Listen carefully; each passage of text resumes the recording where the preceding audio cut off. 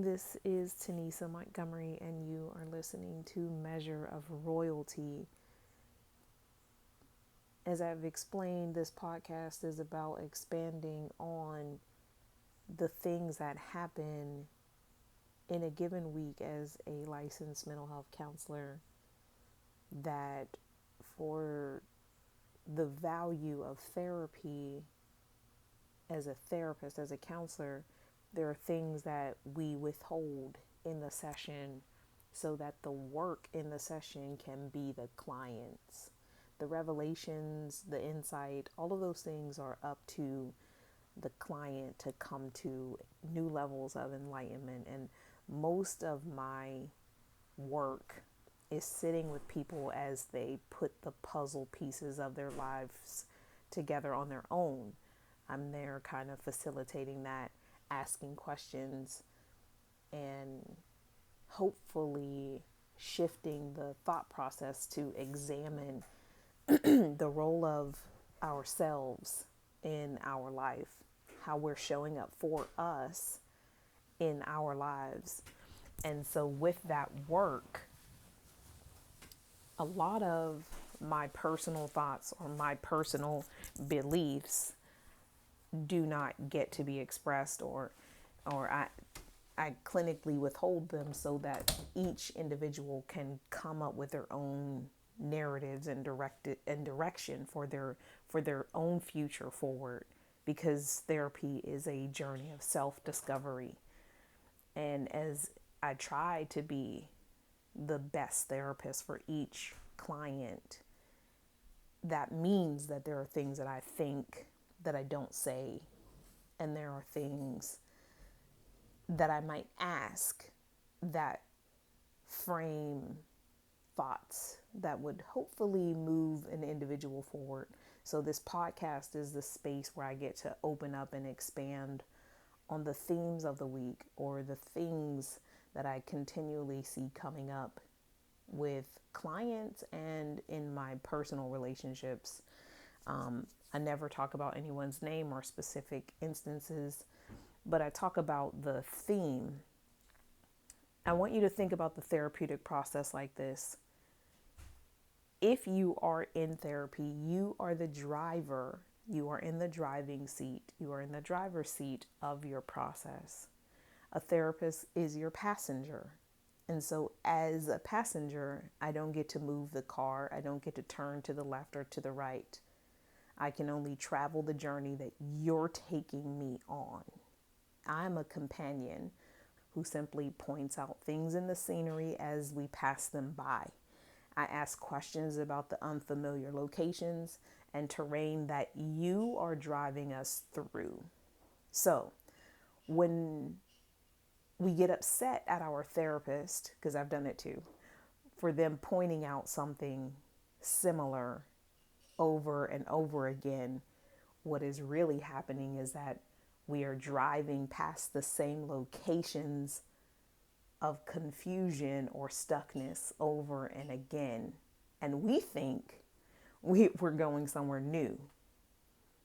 But the conversation has to be the same, because the location that we're taking that therapist through is the same, though it looks different. So today I want to talk about double-mindedness. And the word says that a double-minded man is unstable in all his ways.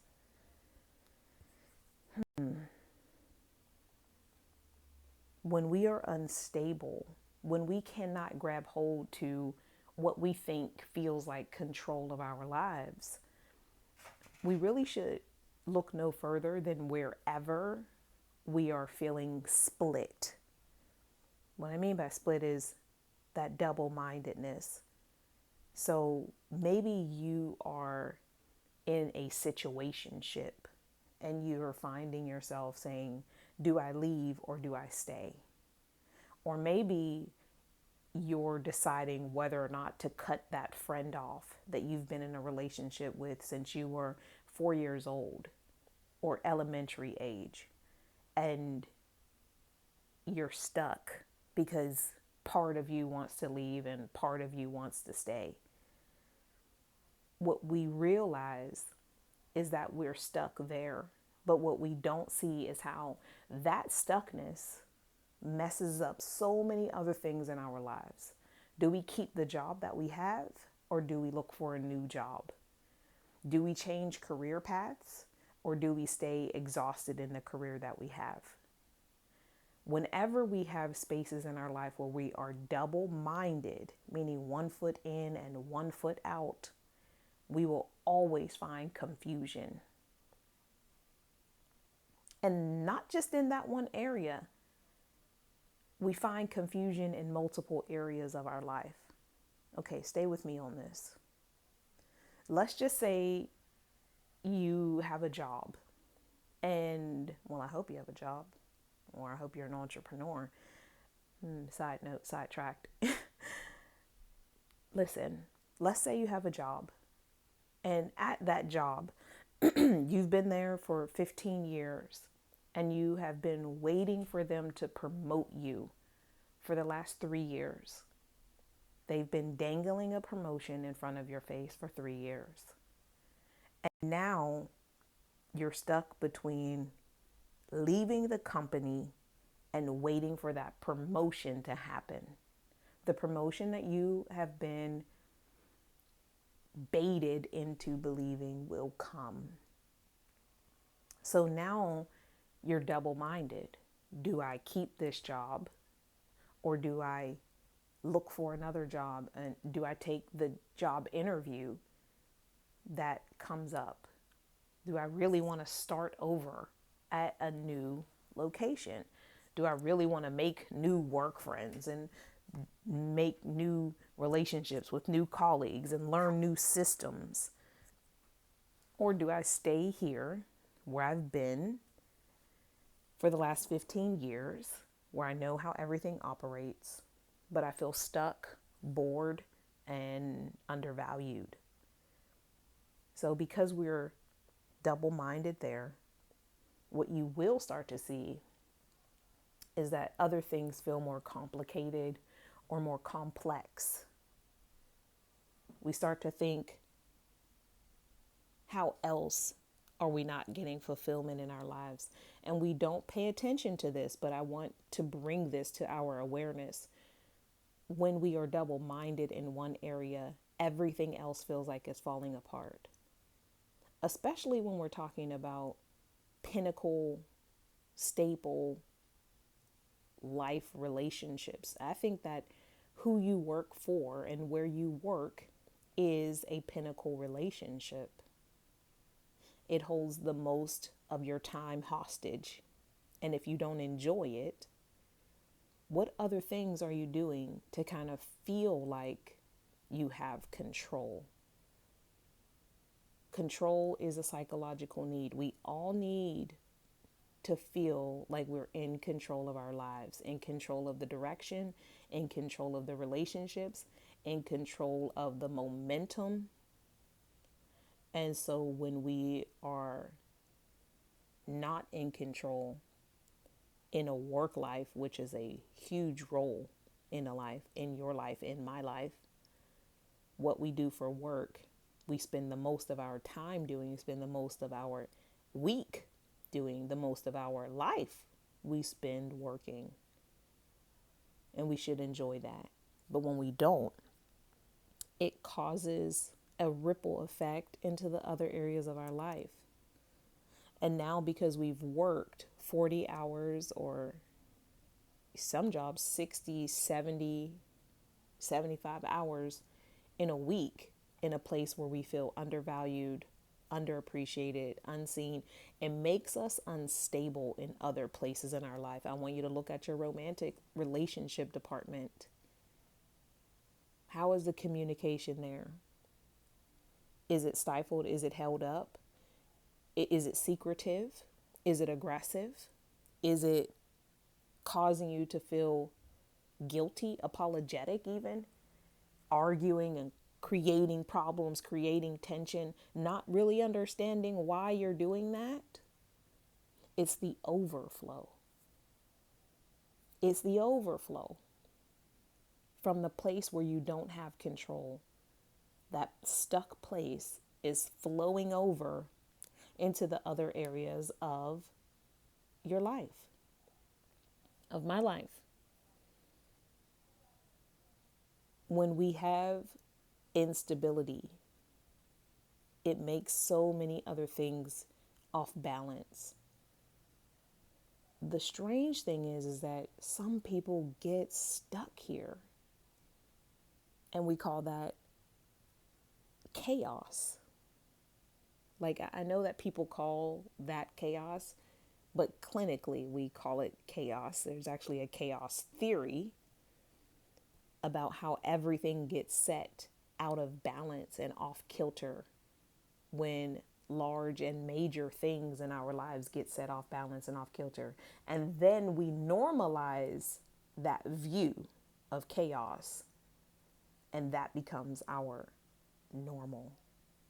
That's a chaos theory. But it also says that we can reverse that by setting positive things and stable things and stability into motion. And with consistency, it will have a ripple effect and change everything else, and change and shift things from being so chaotic to a new normal, and we live that normal out. The value is there. The possibility of change is there. That's why I become a therapist. That's why I became a therapist. That's why I go to therapy. Because there's a value in someone else pointing out your chaos and showing you how it flows over into other areas of your life.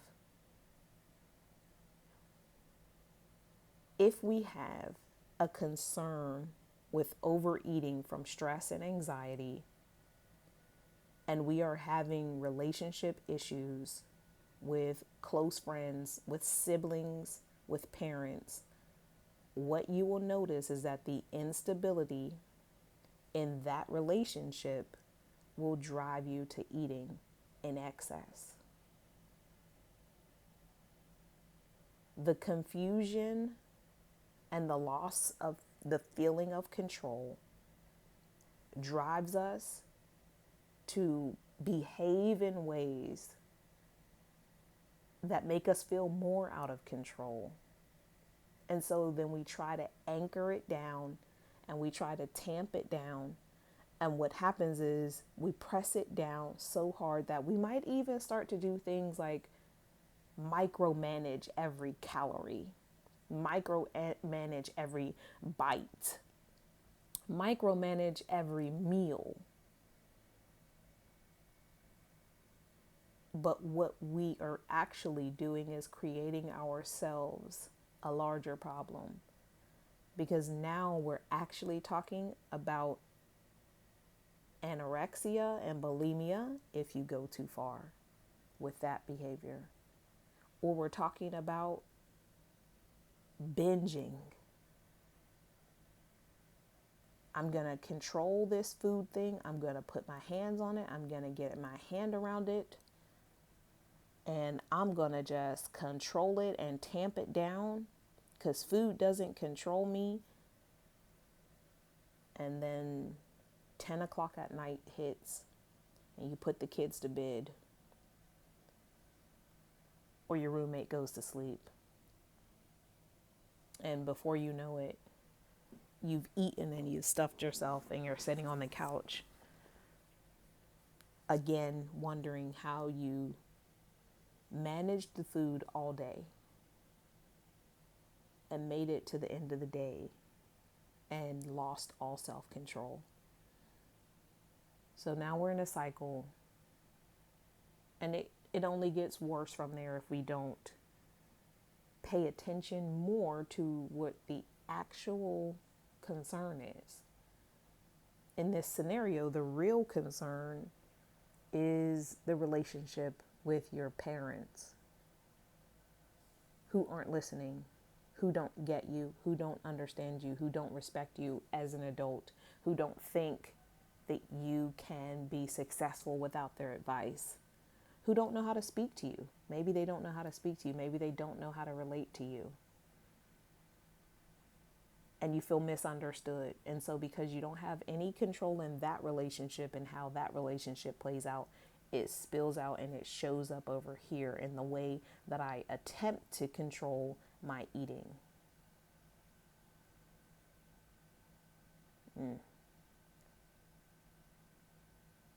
When we feel like one area of our life is out of control, we reach for other ways to control or to bring our life into control because there's, like I said, a psychological need. Power and control. Everybody needs to feel like they have control over their lives to the largest extent and to the fullest.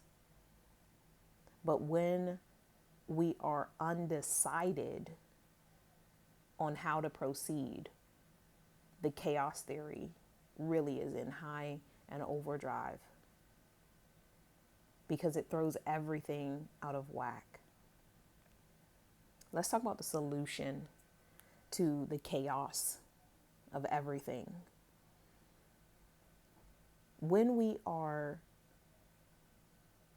sure-footed and we've made a decision and we stand on that decision, let's go back to the relationship with the husband and the wife. Do I stay or do I go? Is this relationship what it's supposed to be, or am I getting what I deserve from this relationship?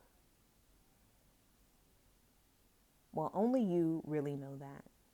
Only you and your spouse know if your marriage is where it should be, where it needs to be, if the communication level is where you need it to be to sustain a healthy and loving marriage. What I will say is that so long as you are undecided on whether or not you will stay in that marriage, other things will be off whack and off kilter.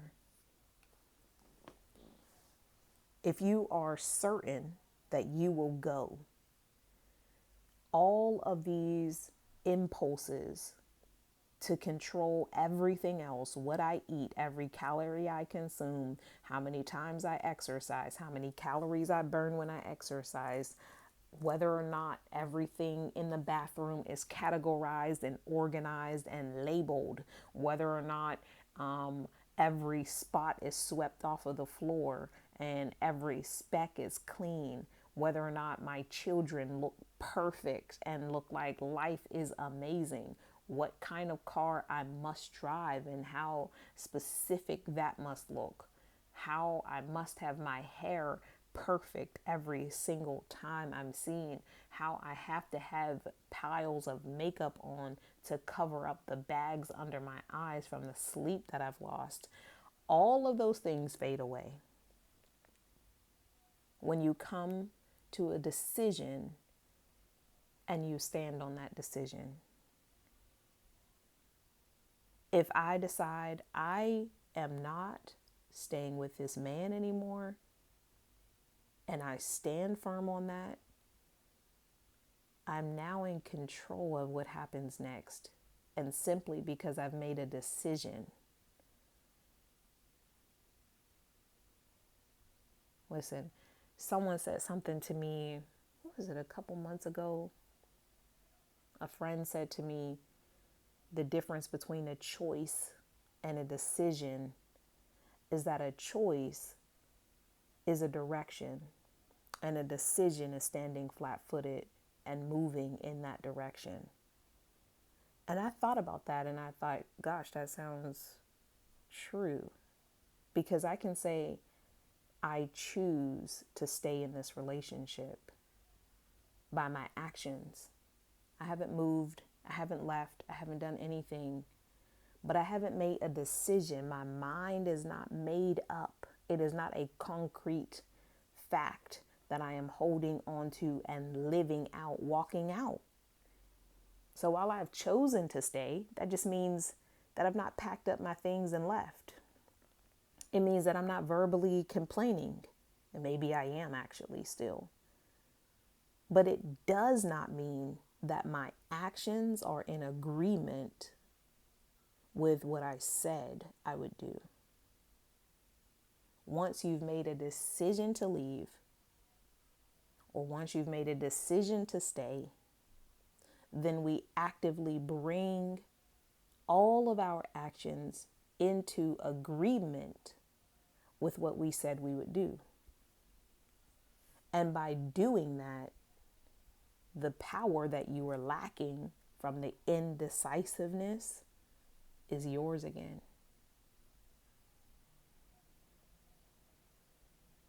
It's yours again. It's mine again.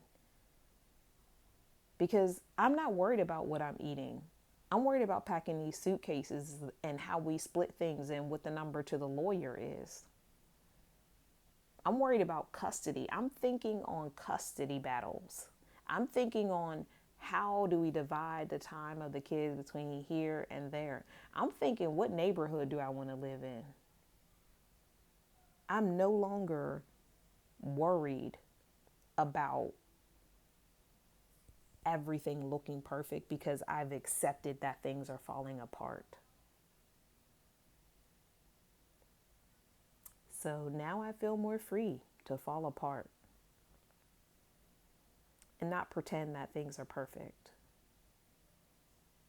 Because tamping down the way that I feel only makes my life more explosive, implosive, caving in on itself. It only makes it more hollow. And I feel the emptiness. And so then I try to fill it by doing all types of chaotic things to grab at the power that I don't have over my decision. The moment that I decide that I am staying, then I start to make choices about what I need to do and who I need to be in order to be okay with my husband exactly how he is. What kind of things do I need to do? Who do I need to become to be okay, to get okay, to feel valuable to me? And hope that he comes around. Or how do I apply for that job? How do I submit that resume? How do I go ahead and take another position at another company? I've fully decided I'm no longer expecting a promotion from this company. And so for that reason, I can work freely because the work that I do is a result of my integrity alone. Because I said I would do a job and I would do it well, I'm going to do the job well to the day that I leave. So now I have a peace. And I'm not overcompensating by nights out at the club, hooking up with random strangers, sleeping around, getting drunk, getting wasted, overindulging, right? Obsessing about appearances. I'm not doing those things because there is freedom in making up your mind and walking out the plan that comes from making a mind that is direct, with direction and purpose. If you're struggling with double-mindedness, this podcast, this episode is for you. If you're looking for help with that, find a therapist who can assist you in pointing out the chaos in your life. Not one who will tell you what to do and how to choose, but one who will walk beside you, who will be a passenger, and who will ask questions about what they see, not passing judgment about what they hear. I hope this podcast today, I hope this episode served you well in some way, in some capacity. And please feel free to share, to comment, to leave a question, or to reach out to us by checking out our website, remnanthousecounseling.com. And I hope that you have a wonderful rest of your day. Goodbye.